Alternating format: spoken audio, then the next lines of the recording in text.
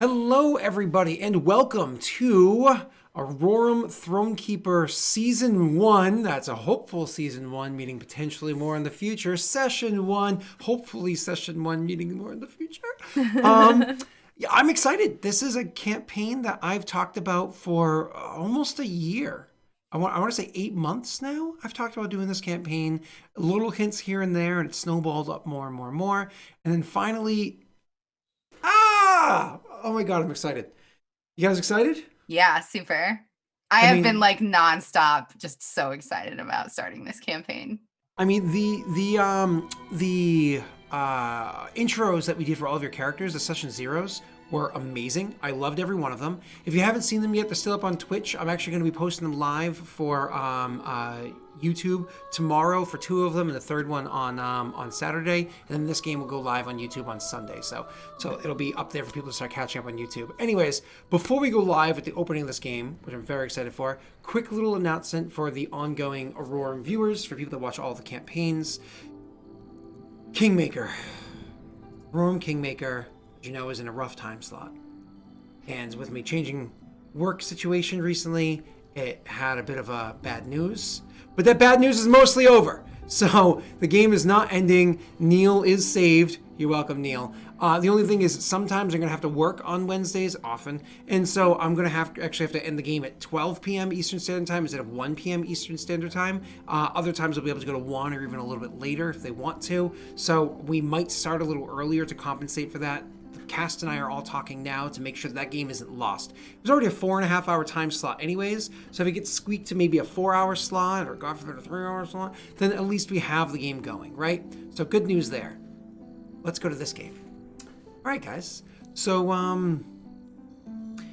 well, you guys, this is your first session together, because last time was session 0. So I want to kind of pick up kind of where we left off with each of your characters to a degree. Not exactly where we left off, but, a bit into the future. And the one I think is most important to focus on first is the person we focused on last time. Laszlo. You see, Laszlo, the transition over the course of the past 10 years, since you came to Amalta, since you found your way into the throne room and placed yourself before the crown, before the king that sat there, said the words you did and decisions were made. Oh my God, let me correct that. That was loud. I said sound was good, but for some reason, that was loud as shit. Holy hell. Why was it so loud? It's at 3%. I'm turning that the rest of the way down, and hopefully that fixes the problem. Sorry, everybody. Crazy loud. Remember how that used to scare me loud with hosts and shit? God, okay, sorry. It's at 3%, and it's blasting my ears off. When last year we left off, you were, had thrown yourself there and so on and so forth. A decade had passed. Now, it's funny that the decade passed the way it did, because as far as everybody knows, the longest lived race in all of Aurorum, or at the very least all of Eroth, this continent, are the gnomes. So a decade passing is realistically not that much time to a gnome. I mean, it's not that gnomes are slow by any stretch of the imagination. They don't move slowly, they certainly don't think slowly or speak slowly. What it is gnomes are very contemplative. So when a gnome decides they're going to do a task, they spend a lot of time contemplating it and talking about it and replanning and throw away that plan and start a new plan and come up with a new plan. And then they chatter, and then there's snacks they have in between. They talk some more. So gnomish society moves a little bit slower than most societies do, just because of how much time they spend overthinking, overanalyzing, overworking things. It's like having an entire nation of Scott just sitting there and blah, blah, blah, blah, all the time, and it can be a little aggravating. So things seem to feel slow. So when you first came to live amongst these shorter-lived races, everything seems to be almost like a breakneck speed. As I realized that I have a Star Wars background nobody warned me about before we went live with the game. Let's just change that really to something a little less bad. It was almost like a breakneck speed That was a good background. It was Star Change Wars. it back. It was R2-D2 was in it. Change it back. I'm not going back to R2. Sorry. R2-D2 was in it.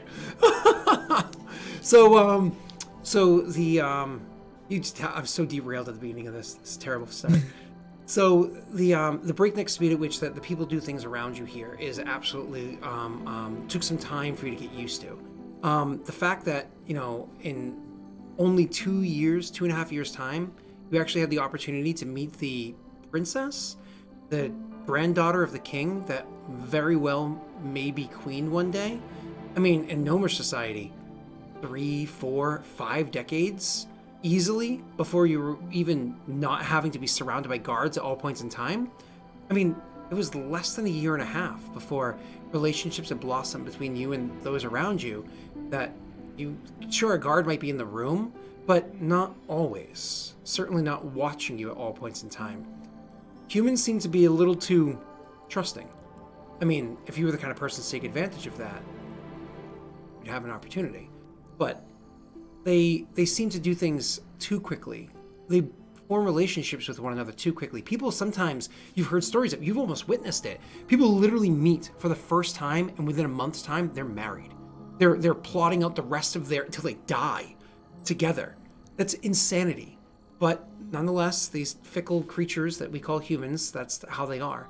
And it's almost endearing. As a matter of fact, you've had to learn to adapt to be one of them. Actually, flashing forward to the morning where we're starting this campaign, kind of sitting there knowing that today you're going to have your first official meeting with the queen. You've met her before. Out of the throne room, passing in halls and whatnot. I mean, you're not really locked in the castle, but you're kind of a house guest here. And you're kind of expected to be nearby. Not a whipping boy or an errand boy by any stretch, but certainly somebody that is called on for favors here and there. Intellectual ones, not make me a coffee. And so, of course, you know, you're not looking to push your boundaries. You've done so. This is your first official meeting with her in the actual throne on an official, format. And kind of thinking about yourself, about these humans, kind of the path that you've been through, you realize that you're actually not too far from them. This decade that you've spent amongst them, you also have quicker conversations, get to the point a little bit faster. A little less like Scott. You make decisions a little bit more snap. You know, oh, what kind of toast do you want with your breakfast? Not what are the options? Oh, who made those options? Or how long was that? None of that. It's just you make decisions. It's strange, but nonetheless, I suppose growth. For the better or worse, I guess Laszlo will one day learn. Anyways, the chamber that he eventually found himself in, a good 5-6 years into his time here. Honestly, are you counting days? They fly by so quickly. They're kind of nominal. You found yourself into a very comfortable quarters. I mean, the room that you stay in is about the same size as the main chamber of the biggest inn in town. It is not a small place. The 4-poster bed, the canopy over it, the massive, well-crafted armoire and dresser, the huge mirror you have in there, all this stuff readily available. You have your own bookshelf with loads of books that you've been poring over. You've been allowed to study magics in the past. After only 6 years, they allowed you to start studying magic. Granted, you were kind of talked down to. It was annoying, but and it slowed down your learning. It was kind of like how No Child Left Behind is great for some, but not for others. Kind of that situation. And you've been learning magic. You have your own desk. Here you are in your chamber that morning, knowing that you're meeting with her in less than an hour's time. How does your character kind of go about his openings, his beginnings? He's very nervous. He's laying out. He'd lay out all his clothes and like make sure everything's checked top to bottom, make sure it looks decent. Granted, he doesn't really have much. Like, even though he's in this great big room and all this stuff, he came here with nothing, and only what has acquired has been what was given to him or what was allowed for him to get. So yeah, he would just be meticulously picking out his best outfit, which would probably be okay. Make sure his goggles were cleaned, and he would start braiding his hair. Okay. What kind of braid is he doing this time? Because I know that was something kind of important for you before. This would be like a loose, braid, not like tight knit, like he's ready for work, but something that he's trying to make it look more nice, right? Because otherwise his hair is just like a frizzy mess, and he now has facial hair. He's still rather skinny. He hasn't taken care of himself as much as he used to, and he doesn't really clean up that well anymore. So he just kind of grooms his beard like by running his hands through it, and then works on some braids, and that's pretty much all he does. He doesn't go crazy in that aspect. So after he goes through his routine of kind of like prepping his hair, tying it back, again the loose one, like you said, because it's not the combat fur, so on. How does he spend the rest of this period of time this morning? They meander the halls, kind of stick to his room, just. Oh, he would go early if he had to, like go early and wait outside of wherever he was told they're going to meet. So it would be, of course, the throne room. So when you make your way there is, of course, the large double-door chambers. I mean, those doors are usually open. It's one of those things, again, when there's a certain sense of formality, when there's when people are doing a certain sense of duty, the doors shut. Things kind of get shifted into place for each one of them. Excuse me. Things kind of get shifted into place for them, and then kind of like the doors will open up, allowing whoever to walk in and see whatever kind of grand arrangement they have. Usually you have certain types of guards on either the left side of either left and right side of the chamber. You have her advisors sitting up with her by the throne. Her now, I mean, her grandfather only died so many years ago, only a couple of years ago. While she was still rather young. But so you would go out there and you just kind of sit on one of the benches or stands there. Yeah. I wouldn't intrude, but I'd like get there super early, and he would sit out there just waiting to make sure he wasn't late. There are always two guards outside the doors when they're shut in situations like this to make sure that they're. I mean, it's more of, again, ritualistic and less of actually needing to guard. But you imagine they're trained for combat, of course. They stand there, and it's one of those things where as you walk up, you know both of them. Actually, you know both of them moderately well. One of them, it's been a decade. He's only 23. You knew him when he was a kid. The other one's much older, married, kids. Actually, you knew his wife when she was pregnant with the first one. And you know now she's pregnant with the fifth and is tired. But they're friendly to you. Do you make small talk, or is this kind of one of those nervous pacing, or? Well, even though like he may be like people may be nice to him and whatnot, he would still be very hesitant to get too attached, like not knowing his place here. So he would greet them, do pleasantries, but he always averts his eyes. He always wears his goggles outside of his room. And he would just avert his eyes and look down. He doesn't meet people like as bold as he used to. And then last question I'm gonna ask, and before we move on to the next player, these goggles that you wear, not the rest of we can describe the rest of your new clothing and whatnot afterwards, but your goggles that you wear, what kind of goggles are these? Because whenever I hear the word goggles, I'm sure many other people immediately think steampunk, like brass colored, big, thick, maybe even flaps that come down. Oh, no, not to that extent. It's more like swimming goggles. It's something that's tight fit straight on his face, and they kind of like they're kind of tinted. Does the tint have a color to it? Black. Oh, so it's just like a typical polarized tint, not like one of those ones that have like a sheen or anything. No. Just. You've gone to LensCrafters. You see. Which one do you want? Are you golfing? No, I actually have good eyes. I don't need to worry about that. Hey, listen, I've been wearing glasses for 28 years. 28 years of glasses. I say that. I'm colorblind.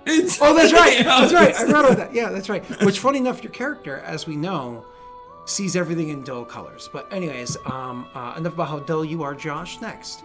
I mean, it's not your first time to the capital by any stretch, Oscar. But certainly your first time since you've gained this rank. You've only been here for 2 days' time. It wasn't that long ago that you received the promotion and the orders that were given to you with that none too savory test that you very fortunately for many people passed. You came into the capital in your new uniform, and it's one of those things where people always look at a Venator with a certain degree of awe or respect. But you're no longer just a Magi Venator. You're a master now. This is a rank that many people, that officers of other branches of the military, once again, hold in a high regard and treat with respect to. You know the benefits of this. If you were to walk into a simple tavern, you would drink until you died. If you went into a shop, people would offer you degrees of discounts and whatnot. This wasn't always the case in Malta, but certainly with the war that's been going on for about 20 years now, with the way that the Congress has behaved themselves, I mean, the way that rogue mages have affected your nation, Venators are, well, venerated for their valiance and the victories they bring to the nation. These 2 days that you came into town, how would your character have spent that time? He easily would have had an apartment appointed to him if he requested it, or barracks. I think in this case, coming back to the capital, he'd be laying low for the most part, knowing that there is a certain amount of attention that comes with, his new rank, and even within the military. He would take the apartment, not because he's necessarily opposed to being in the barracks with the other soldiers, but just because he almost doesn't want to have that interaction at this point. It's not. He doesn't know the nature of what job he's doing, and he doesn't know the nature of, all he knows is he's going to be going and seeing and maybe watching over a mage formerly of the Arcane Congress. He doesn't know how public any of that information is, and so he wouldn't want to start stirring rumors of any kind by having a Master Venator enter the city and start spending time around the other soldiers. Of course, slip of the tongue, so on and so forth. Exactly. Your character's pretty, strong-minded and so on and so forth. But everybody makes mistakes, right? Exactly. It's better to just not put yourself in the situation. So. Exactly. So that morning, the morning that you know you're going to be meeting with the Queen for the first time. Now, mind you, this is your first time meeting with the Queen. As a matter of fact, you've been stationed outside of the city since before the king fell. And so the funeral rites and whatnot that were done and the honors that were given to the king after his passing, you did that in the north. You weren't in the capital at that time. So this is you never even laid eyes on the young princess before she became the queen. It's one of those things where, how would you prepare yourself for that morning? It is the same thing he did to prepare for the mission that he went on, however unsavory it was. You polish the armor, you prep it, you clean it, you make sure that you're ready to go, ready to fight on a moment's notice, that you look the part, you're ready to go, and that's it. It's routine. He doesn't necessarily dress up any fancier. He already kind of thinks that his new uniform is too fancy as it is, and so he's looking like he normally does, but clean. Okay. Do you do nothing out of the ordinary, just kind of get yourself ready? No early morning walks, extra workout, anything to calm the nerves? Just another day is another day? Everything is just as it normally is. Oscar's here to do his duty and nothing else. That's it. Another day, another duty. So you are, of course, going about that way. When finally the time comes that you know it's appropriate for you to be heading towards the castle, you're of course going to do so. Now, one of the things that you've noticed, because like I said, it's not the first time you've been to Heplon by any stretch of the imagination. It's been a few years, probably about 4.5 years since you've come through here. The changes that happens from your childhood when you pass through here, granted, you're no fool. You understand that you tend to view the past in a bit of an amber view, an amber look, amber spyglass, right?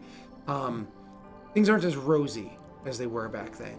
Everything feels colder. Everything feels duller than it used to. But part of that can't just be the nostalgia of before. Part of it also has to be the actual changes that you see. I mean, the streets aren't as clean necessarily as they were before. Certainly the area doesn't feel as bright in the night as you remember it being. The persona of the people that you see is definitely changed. Either way, you make your way to the castle. Would you be going particularly early or just looking to be more or less on time but a little punctual? Aiming for about 10 minutes early. Okay. Yeah. Not a problem. So you're gonna head there and start heading up towards the castle and making your way in. As you go and you're actually walking down the streets, people will give you like waves, hellos, smiles. Not everybody does. Let's not be ridiculous here, but those that do notice you or care to give that kind of respect certainly do so. Some others will actually come up to you and shake your hand and thank you. Nobody knows how you get the ranks that you do. They just know that their nation is alive, and it's done so by people that happen to wear your colors and rank. So they show their appreciation. Eventually, you make your way up to the castle, up the stairway and whatnot, and even the guards themselves show a degree of veneration to it. Down the halls you go, never having stepped foot in the throne room. Directions. I mean, I'm sure you're not embarrassed, but you make your way there, and then you turn the corner. As you turn the corner, what you happen to see is two guards standing there, not conversing with each other or anybody else, and I believe pacing, you said, Josh? No, he would sit in like the corner and try not to be seen. And then a small figure sitting in the corner. The details of them a bit shadowed by the fact that they're hanging back. I mean, not that they're intentionally lurking by any stretch of the imagination, but definitely trying to be. It stands out Out of in the mind. way that it doesn't Yeah. stand out. Exactly. Yeah. He's not sneaky. He's not No. a sneaky guy in any way, shape, or form. Yeah. We'll worry about interactions and descriptions in a moment. Yeah. As we cut across to Chris Allen. Chris Allen, you've been to Heplon before, but not in many years. As a matter of fact, you've never visited Heplon as an adult. You've only, in your preteen, teenage years, somewhere in that range, you had a bit of schooling here, but who's keeping track of all those details? There was a lot of schooling, a lot of locations that you went to for that to happen. You do know that your records say that you're born here, but you obviously don't remember being that young in the region, which is one of the reasons why, I suppose, things fell the way they did. Because, you know, you are of a Maltese blood. You are somebody that belongs here. Anyways, when you were in Heplon before, it was, how old are you again? 28. So when you were in Heplon before, it was at the beginning of the war. I mean, the beginning, back when the war was just fought on one front and before the trade embargo and all that other stuff took place. So Heplon was beautiful. I mean, the streets were pristine, the people were smiling and happy. Sure, there was talk of war that you kind of remember people talking about, but I mean, it's one of those, you enjoyed your time here. Bakeries had wonderful smells, and shops were wide open with many items on display, the latest fashion. Even at nighttime, there's a certain degree of glow that came from overhead, probably magically put there to make it so the streets never seemed too dark. Even an overcast night in the dead of winter had a bit of luminescence to it. The castle always seems like this dream up on a hill afar. You, having been the longest witnessing this place since its transitions, notice it the most. Things here seem dull. Things here seem bleak. I mean, people still smile, the shops are still open, bakeries still bake, but truth be told, whereas a shop front may have had any number of goods in the front displayed, like I said, the latest fashion, you can walk inside, now there's a couple things on display, and when you go in, you might even find racks half empty. People in the streets just it's not like a lot of cheerful hellos and whatnot with one another. It's kind of, you know, if they know each other, it's like a nod or a smile, but for the most part, people just kind of keep to themselves and walk by. One of the things that Amalto is known for is its education, the way it treats its every citizen. Every citizen has an opportunity. It's not mandated, but you have the opportunity for free public education for any child whose parents deem it worthy for them to go. And they can go in and seek that. And there used to be lots of children in Heplon. So many schools here. You'd hear playing and laughter. There were schoolyards and so on and so forth. You can hear scribbling through the windows as you walk past them. Out of the schools that you walk by now, 2 of them are closed. And one of them, you think somebody might be robbing it. You're not sure. No. Maybe they're just, who knows. Definitely not laughter of children. I mean, yeah, schools are open, but definitely not the way it was beforehand. It's to you more than anybody else, depressing seeing this place the way it was. I mean, your time is very important to you. So you didn't show up days in advance. You showed up last night. Give yourself a good night's rest, time to get yourself prepared and present yourself well in the morning, and then you'd be here in the morning. Last night was not very bright. As a matter of fact, it rained. And it was bleak. You couldn't even see the castle on the hill, let alone it being some sort of a dream. Luckily, the morning light presents itself, and it's still, the architecture's beautiful. There's no cracks or anything like that. Let's be serious. It's beautiful, but it just doesn't have that same something that it did before.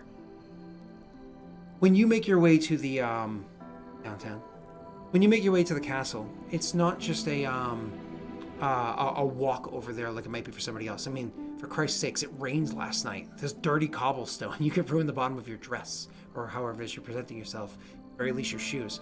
You're of course in a carriage, well designed, well dressed up, and with an appropriate like courier, whatever you call it, coachman leading the way. It's a comfortable ride to the actual castle itself, and of course they let you out. You walk up the steps and you're greeted well. Like I said beforehand, this isn't your first time to Heplon, and you've toured the castle before. You don't need directions to find your way to the throne room. You definitely remember things like that. It's your job to. So you elegantly make your way through the throne room. You remember these walls always having art before, and they do. But the art's changed. I suppose you imagine it does every couple of years, right? It has to. You have to keep style. You have to keep a certain, degree of an outlook inside the palace. But I suppose what I mean to say is the art style has changed. It seems like even the artists here, whoever they are, their tone has been, well, it seems like they could use a muse of sorts. Either way, you make your way down those halls. Your steps aren't slow, but, they're also not too fast. You pace yourself correctly. There's a grace to your step. You hear clinking of boots up ahead, somebody who walks with the speed of importance, and they make their way around corners ahead of you. You don't really make out who they are. Catch glint of armor. You know that they're clearly some sort of soldier. Doesn't really matter. Maybe it's a castle guard. Or is it? You turn that last corner yourself. You can clearly tell by the colors of their armor that are on the pauldrons of their armor, the color of their cloak, certainly the sigil on it. This is no typical guard you see before you. That's a Venator. He has the sigil of a Venator on his cloak. Unless you're mistaken, you think he might be of the master rank. Anyways, you're coming up behind him. What's your name? Oscar. You hear graceful footsteps coming up behind you. Doxy. As he turns to look to see who's coming up behind him, taking in the sights before everybody starts reacting. Describe exactly what he sees. So normally her like casual outfit would be like some riding pants and like a blouse, like a billowy blouse, but that is not the way that she's going to dress. That's how she came in last night. It's not how she's going to dress when she is going to appear before a queen. She would be wearing something similar to what she wore to the gala from before. Probably a black skirt down to the floor, a wine red corset, probably the same one from before, and the same green cape. And her hair would be all down. Okay. Very washed, pressed, shiny. I was describing your graceful footfalls. Does your character wear boots or heels? What is the kind of click or clack that he hears approaching behind him? Any whore worth her salt wears knee-high boots all the time. Hey, well then. My apologies. And I think the Learn your horse, Scott, was honestly. muse. Any muse worth her salt. Not the ones that got laid, okay? No. So this is what you see as you turn to look. Now, you're in a Maltese born man raised, and you've had an appropriate education. You're not just some back alley nobody that might just be like, what is that? Well, that's just a whore. You know what I mean? Like, you actually 100% understand who this woman is. You don't know exactly who she is. I mean, let's be serious. That's not really your cup of tea, or I should say your expertise. But she is a definitely a muse, somebody from the Jewels of Eroth. These people are people not to be looked down upon. I mean, not exactly like they're soldiers, like they're warriors or any stretch of the imagination, but they're like diplomats or emissaries of sorts, sometimes speaking on behalf of dukes or kings themselves, or whatever it might be, or whatever noblemen or women they might happen to be intermingled with at the moment. There are different types of muses. Some of them are for entertainment of an evening or a week. Some of them drop really loud bombs. I think it was a motorcycle. So anyways, the some muses are muses that literally intermingle themselves into courts and stay there for long periods of time. I mean, maybe muse isn't the right word for all of them. That doesn't matter. You know this is one of the muses from the Jewels of Eroth. As you turn to regard her, you don't have to do it so any more than you'd like. Please describe what it is that the nervous gnome happened to look up and see as he heard bootsteps and clacks, and she sees. Well, Oscar is standing pretty tall. At this point, he actually has he's stopped. He's acknowledged that the gnome is there, and then he kind of pressed himself back against the wall so that he's got lines of sight directionally. He can just turn his head and get a good swivel. So it's essentially Oscar is standing there in really neat, clean armor with, as you mentioned, the pauldrons showing the Maltese colors, but specifically the Venator colors. And he's got a spear protruding from his back. He actually does still carry it with him at this point in time. And he is standing arms crossed back against the wall, and he is just currently looking at the muse now walking up towards him, and he has a very stoic face, very little emotion showing at this point in time. You have the Mark of Venator. One of the primary weapon groups that they tend to work with is the spear, because of the significance of what a spear can do in combat when fighting in a mage. But do you also have the shield with you, or no, because that's for actual combat? The shield is with me as well. It's just over the back as well. The spear actually is the only thing that you can really see at this moment in time. From behind the big cloak and whatnot. Exactly, yes. The shield is actually under the cloak at the moment, because he would draw back through and pull it out. So, you see like a little edging of it, like a little outline or whatever. Yeah. Yeah, precisely. Shut up, Josh. So anyways, that's what you happen to see, Dox, as you come around the corner, and of course you see that as well.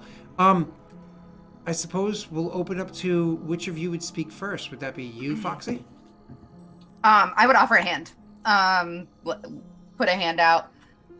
Very graceful curtsy. It's effortless. You can tell that she's done this curtsy no less than a million times before.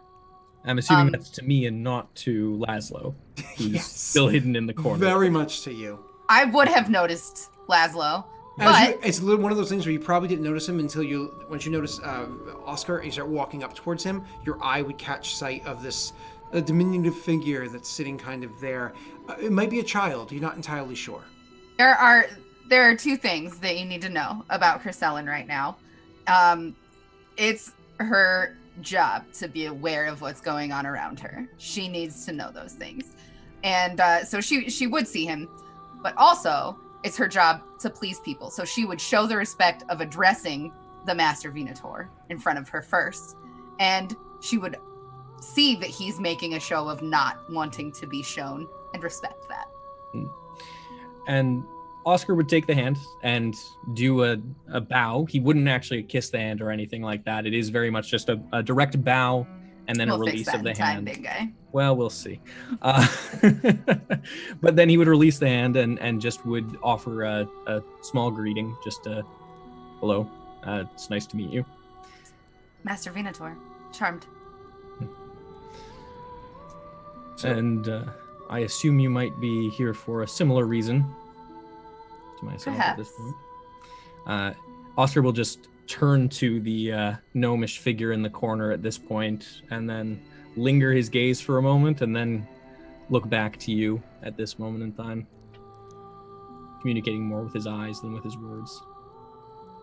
You would notice this. You were distracted and whatnot, but there's no getting around the fact that you heard the boots, that now the conversation and so on and so forth. You notice him look over and lock eyes with you. You clearly tell two things about him. One, that he notices you, notices what you are and so on and so forth. And two, his rank and position. You're often surrounded by Venators when you're inside the castle, because anytime that the queen goes anywhere, she always will have with her at any point in time. In the castle, I should say, she doesn't always have Venators in the castle, but she always have like certain types of ranked guards with her. And anytime that you've had an appropriate meeting inside the throne room, and then we've had one of these formal meetings, there's always Venators there, usually two, usually at your back. And it's the only time you ever feel threatened is when you have proper meetings inside the throne room. Again, you've never had it with her before, but with other persons of stature, right? He would actually just like notice that Oscar would look at him and he would just sigh. Like, it wouldn't be like I'm trying to hide it. It'd just be like, oh, here we go. All right. And just, I would be listening because I'm a nosy dude. Yeah. But I would try to avert my eyes. I would try to avert them and not try to intrude into their conversation, even though I'm assuming this isn't a huge area. So just to note though, Oscar's gaze on you isn't harsh. It's not something that's like aggressive in any way. It's the rank. Yeah. Just in case you do look at his face at all when he looks at you, it's almost a curiosity. It's not a look that is one that holds any anger towards you at this point in time. It is just curiosity. So yeah. As you sigh, you would notice you're slightly behind Chris Ellen, right? Yeah, wherever I'm sitting against a wall, so I'm assuming you guys would be more towards. You would notice her head turn back first, and then her eyes look towards you.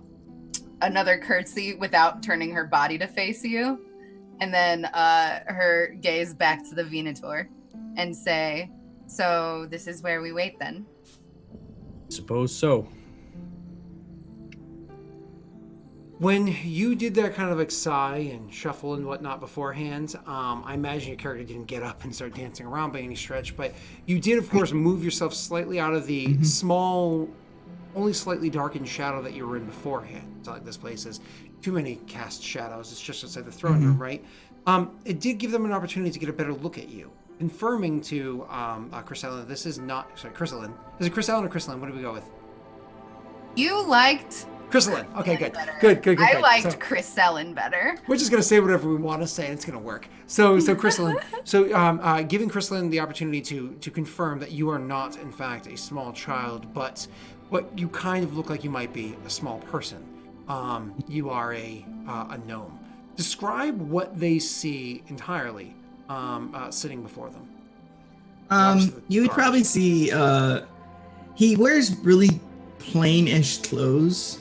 His clothes aren't the nicest of clothes, but they're not like holy or anything like that. They just average clothes that he wears. He doesn't homespun. He doesn't have the money to buy nice stuff. He has his hair in loose braids, but his hair is actually rather long and like shoulder length. So he has them in lines, but it's not neat at all. It'd be frizzy in spots and stuff. He's done it himself. It's just not something that looks that great. And he has an unkept beard and facial hair, and he wears these goggles that completely obscures his eyes. They're almost to the point where they look like they're almost painful to wear because they're like almost in the socket, like the way that how small they are. They cover his eye socket completely. And he just looks like the kind of guy that just is tired, just tired of things. And he's just like, okay, another day kind of thing. And he just keeps his eyes on the ground as well. So you guys obviously get kind of like that look that this person's not trying to be flashy or stand out. They're not bold. I mean, you guys know what the Arcane Congress is. Both of you have encountered them many times before, but for different reasons, and certainly different encounters. But you, usually their colors are colors that are very bold and have stark contrasts for the trim work or tassels and whatnot that they might wear. Things that you honestly, the only one of you that might, actually, I suppose both of you to a degree might be able to figure out what they are, but they're kind of designed in an annoying way. It's almost like they're hard to remember. For the two of you, every time you see one of the an Arcane Congress mage, you always have to like, hey, what do those colors mean again? Despite the fact that both of you have definitely studied it before. Obviously, Laszlo always knows what the color. Only a couple centuries. So, anyways, the as you guys are sitting there, and this is where we wait, so on and so forth. Do you guys proceed into a degree of small talk with one another? Or do you allow, I suppose, silence to settle in, whether it be comfortable or uncomfortable, as you allow the last several minutes to pass?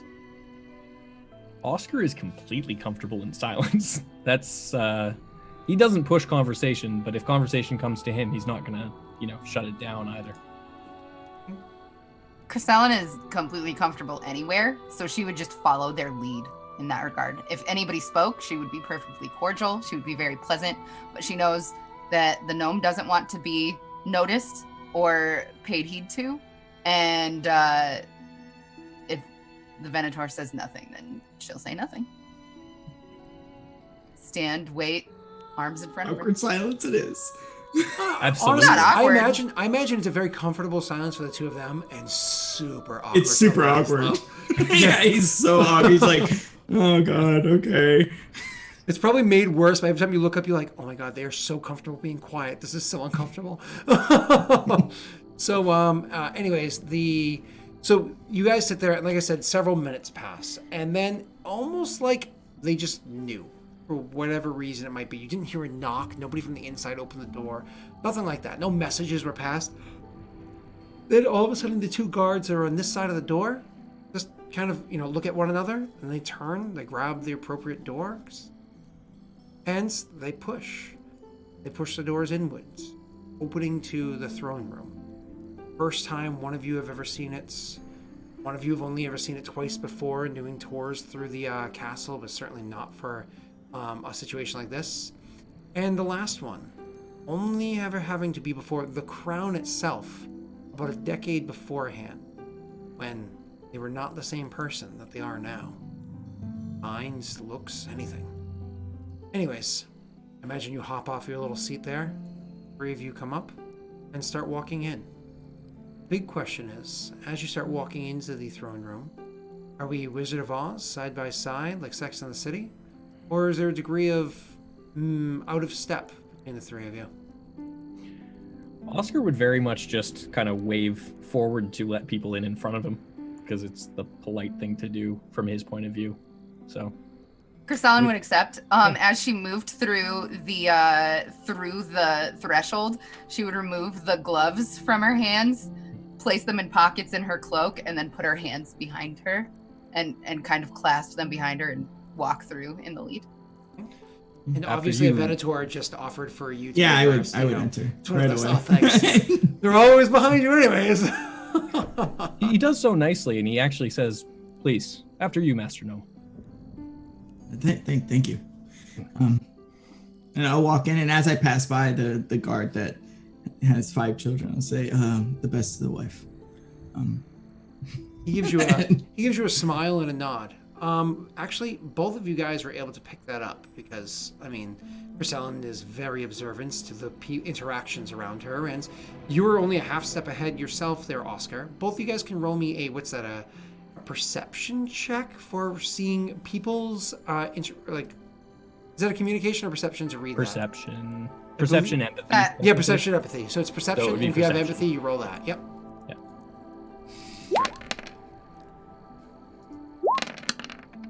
Be a 17 with 6 stop points. Jesus. Oh my God. Your first roll is like a critical hit. Okay, then with your and just for people at home that are following along, stunts and what they are, I'm going to describe it in case you haven't seen any of the prequel sessions. So I'm gonna let you look at what stunt you want to spend your stunt on. I just commanded for it to pop up in chat for you guys to follow along if you wish to. But what stunt points are is more or less when the game is played, you roll 3d6 against for all checks, right? If you happen to roll two numbers, any of the three dice, if two of them are match, if they're equal face value, then the third die rolled, always a third die rolled, that number's face value there, so 6 in this case, is how many stunt points you get. Stunt points are like kind of like a critical hit or extra narration, gives your character a little extra ability or information or whatever the case may be, kind of like advantage in Star Wars. What were you saying, sir? What did you want to use your 6 on? And you can break it up if you want to. Yeah, so just This a quick would be, question. yep. Role-playing, exploration? I would actually put this kind of between the two of them. Okay. Probably more along exploration because it's info, but between the two of them. Okay. Let's go with exploration. Let's do resources at hand first of all, and just give myself focus and empathy until we leave the venue. And then I mean, there's not really. You know what?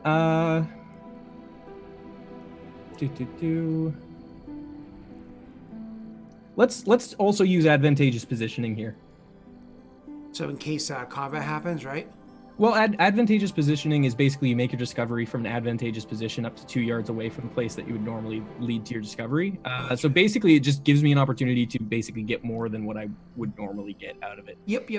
And do you want to do that 2 times? Because the stunt can be used multiple times. Sure. Why not? Right? Let's do it. Sure. This is a radar. Let's basically just make that 17 20. Why not? No, that's beautiful because they're specifically looking at empathetic check and so on and so forth. That means your character is going to be, and you put the focus there, your character is going to get a little bit more information without check results than maybe other people would have been able to, right? So you're just going to get a little bit more. Doxy and him will roll. Sometimes you will too. Moving on. What both of you guys noticed, because Doxy, a 10 was enough to notice, is that when he smiled at the gnome, it was not sarcastic or anything like that. It was genuine. They're friendly. This gnome, whoever he is friendly with this guard that's here. That was a genuinely kind banter between them. Moving on. So you guys are walking into the throne room. One of the things that you notice is that despite everything I've sort of described on the outside, that does not hold true in the throne room. Sure. Yeah, I mentioned the tone of the artwork, but Doxy, really, who would notice that? You think either of these schmucks noticed the fact that the art has changed over the course of the years?